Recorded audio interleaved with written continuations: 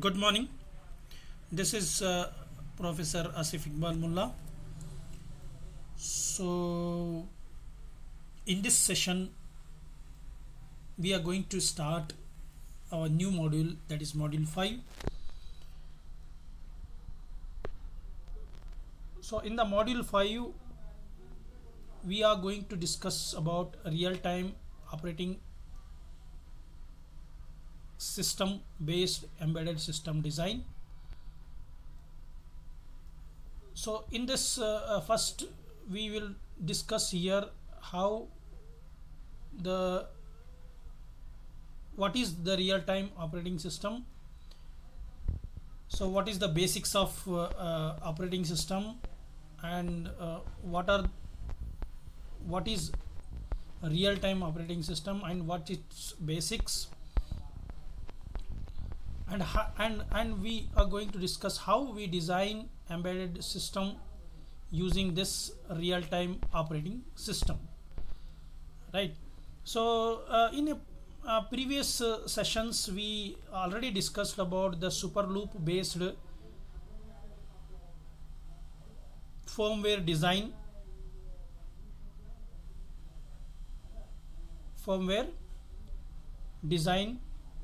So in the super loop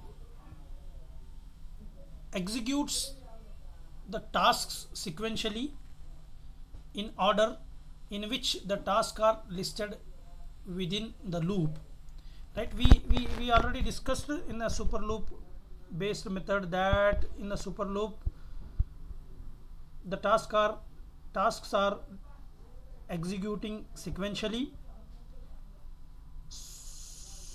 So therefore the problem here in the super loop method, if some IO waiting operation is occurred,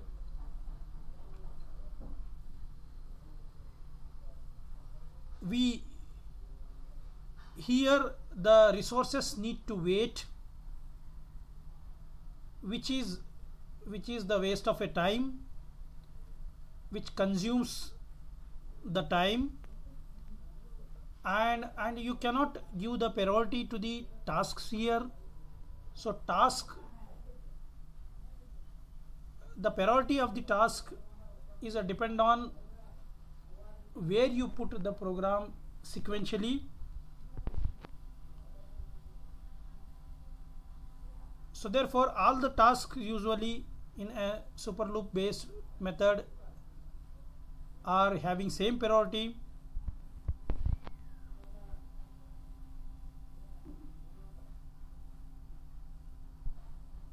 Here this type of super loop based method we are utilizing for designing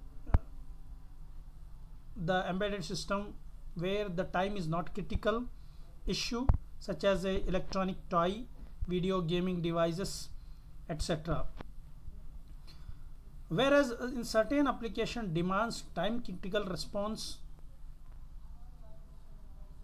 and demands certain priority, certain task should give more priority, much priority.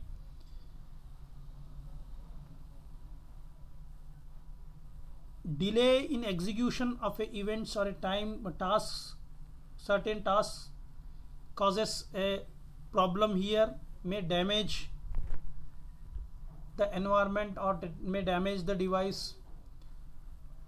So the time critical embedded devices, such as we have flight control systems, airbag control, anti-locking brake in vehicles, nuclear monitoring device, etc. So these time critical applications, right, requires certain things which is listed here. You can see here how the increasing need for the time critical response for the task and events is addressed in the embedded application. These are the some requirements actually we need for executing tasks or events or applications which are very time critical. So first one is the assign priority to the task and execute the high priority task when the task is ready to execute. Means you need to assign the priority to the task and execute the task which is highest priority. So you need to, second one is you need to change the priorities for the task dynamically based on its requirement. Third one is you need to schedule the execution of task based on its priority. So you need to schedule, highest priority should give highest priority should give a quick response. All right, the highest priority task should be execute quickly, like that. The lowest priority gives a less priority, like that, right? So the fourth one is switch the execution of task when task is waiting for the external event or a IO devices. When task is, when some task requires some resources and waiting for the resources which is not available, waiting for that, right? So at that time, so it is a better to switch the execution of execution to one more task, leaving the task which is waiting for the IO, so that we can proper utilize our processor and other resources, right? So those are the thing is possible if you use operating system based firmware execution, right? So if you use superloop type execution, so these things it is not possible. These requirement, to achieve this requirement, it is not possible. You need to use operating system based firmware execution. Let's discuss about some basics for operating system based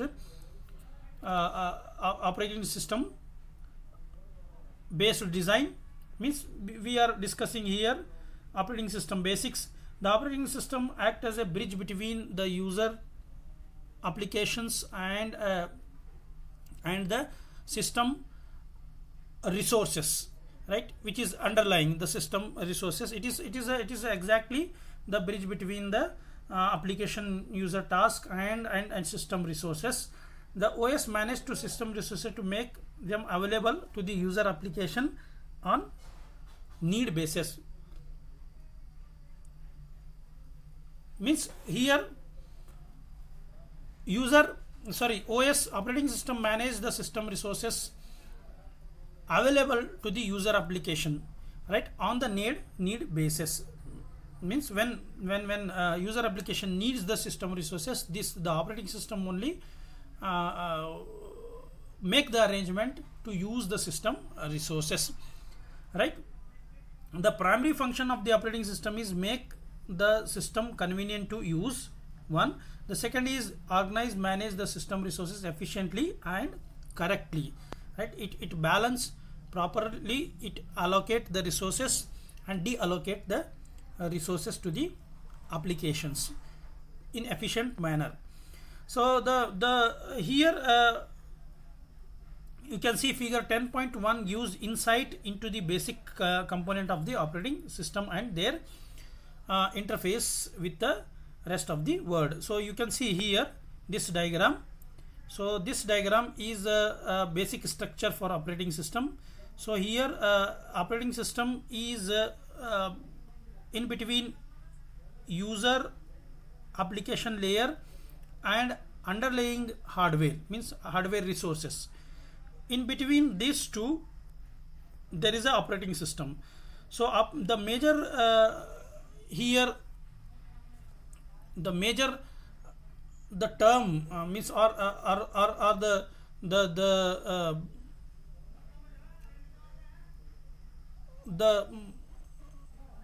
the major part of the operating system is a kernel, and major application means the major what the core, yeah, we call this core. The kernel is the core of operating system, so it is a heart of operating system. The kernel service, so which provides the services, to the underlying hardware and user applications, right? Based on so it provides a bridge between, it gives the bridge between underlying hardware and user applications. So the mainly here the core of the operating system is here kernel. So we need to study about what is the services provided by the kernel here. Kernel act as an abstraction layer between the system resources and a user application. Kernel consists of set of system libraries and services. It consists of a set of system libraries and services. So here let's we see here for general purpose operating system, the kernel contains different services for handling, right, which is as follows. The first one is, see here, so many services it will give, right, for general purpose operating system, which is we called a memory management, process management, time management, file system management, IO system management, and there is a interface between user application and the kernel is application program interfaces. So this application program interface we are using to interface or to connect user application to kernel service. Similarly, we use here driver interface, means device interface, that is we called a device driver, right? This device driver interface we use to interface underlying hardware or resources to the kernel, right? So let's we see first the service of process management. See here, usually the program which is to be executed in a processor is divided into a number of process or a tasks. We call it number of process or a task, which divided into small programs, which we call a process or a task. So this process, some process this is why we are dividing here the whole program into in terms of process, is to execute the process in parallelly, right? And if you divide the whole task into a small task, means whole program into a small process, so program execution will become easy and you can utilize the resources properly, right? So here to manage this process, the kernel plays very important role. The process management includes here the process management done by the kernel includes here setting up the memory space for the process, sets up the memory space, loading the process code into the memory space, allocating the system resources, scheduling the process, when to execute, when not to execute, and manages the execution of a process, means how it will manage the execution of the process, setting up and managing the process control block. This is the process control block is a small memory area which contains the information about the process, information about the process, such as process number, what is the process number, and what is the process pointer, so on. Such kind of information is available in a PCB. So that setting up and managing those PCBs done by the kernel. Then we have inter-process communication, synchronization, process termination, deletion, termination or deletion of a process, all those things done by the kernel. Then we have primary memory management. Here the primary memory management means RAM management, that is volatile memory management. Actually the processor which communicate with the memory is the RAM memory, and this memory management is required for the RAM here, and this the memory management unit of kernel is responsible for managing this memory. So what is the responsibility of this memory management unit is keeping track of which part of the memory area is currently used for which process, and allocating the deallocating the memory space on the needed basis to the process. Next we have file system management. We know that what is a file. File is collection of related information. You know what is the file. File could be a program code, it could be a text file, it could be image file, it could be audio file, video file, word document, graphic file, any file, right? So each file is a differ here kind of information they hold, right? So the responsibility of kernel for the file management here, see, file management service of the kernel is responsible for the creation, deletion, alteration of the file, creation, deletion, alteration of the directories, saving of the file in a secondary to storage memory, providing the automatic allocation of the space based on the amount of free space is available, right? Then finally the providing the flexible naming convention for the files, means renaming, change the naming, all those things you can done here, right? Here the various file system management operation are OS dependent here. So this management is dependent on OS, means for the DOS it is a different, for the Unix it is a different, for Windows it is a different, right? Then we have IO system management. Kernel is responsible for routing the IO request coming from the different user application to appropriate IO devices, means whenever the applications require for the IO devices, then it has to send a request. That request that request will be taken by the kernel to the IO devices, and appropriately it will allocate the IO devices to the applications.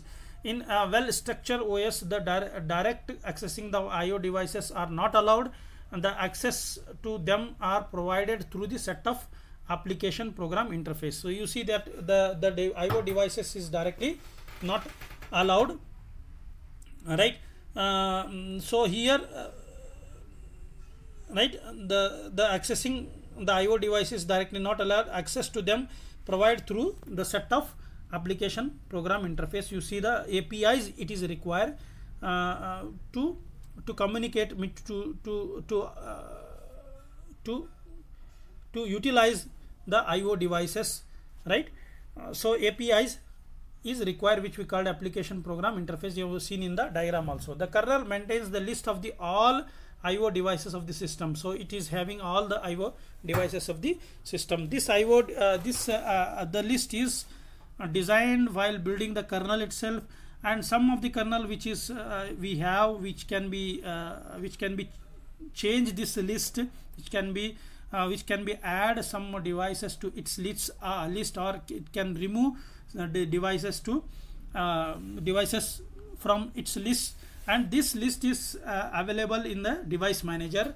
So most of the people know the device manager, which you seen in the desktop PC, right, which is having all the information about the devices. If you plug and play devices, if you put, so device manager is automatically updated and shows the information about those plug and play devices at USB usually, right? If it is not there, you need to load the driver for the devices which you attach. When you update the driver, automatically device manager is get updated and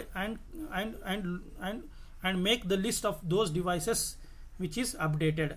Then the device manager is responsible for loading and unloading the device drivers, exchanging the information and system specific signal to and from the devices. Then we have secondary storage. See, secondary storage, we know that the secondary storage we require, such as hard disk, floppy disk, or we have a DVD or CD, then we have a pen drive and so on. These are all the secondary memory which we need to store permanently, since our primary memory, the RAM, is not stored memory, it is volatile memory.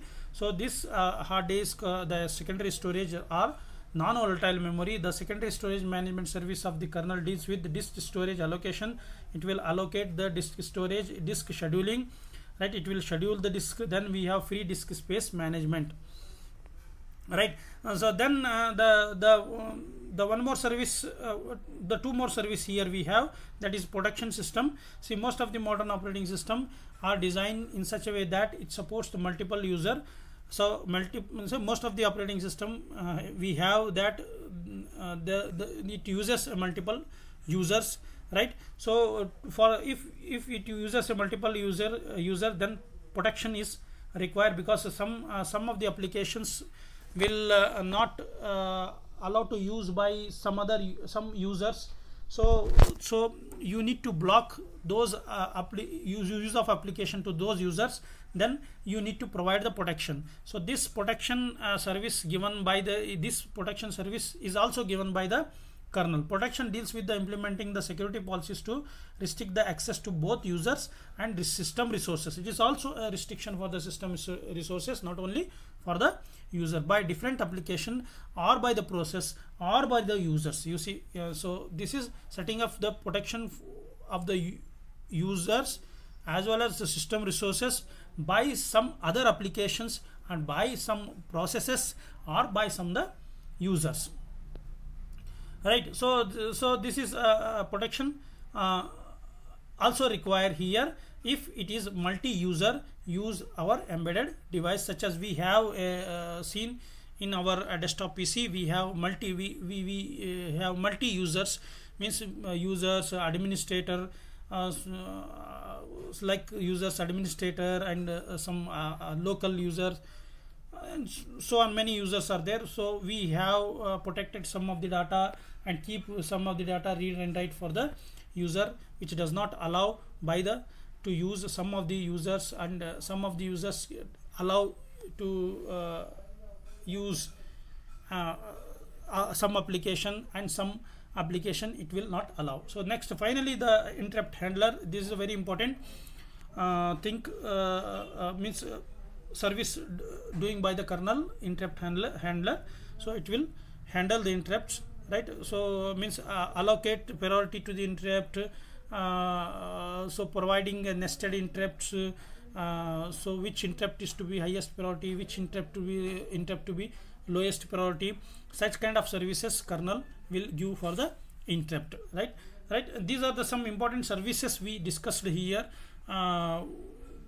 doing by the kernel, right? But it is not limited to these services only. Many other services also there. So very important services only included here.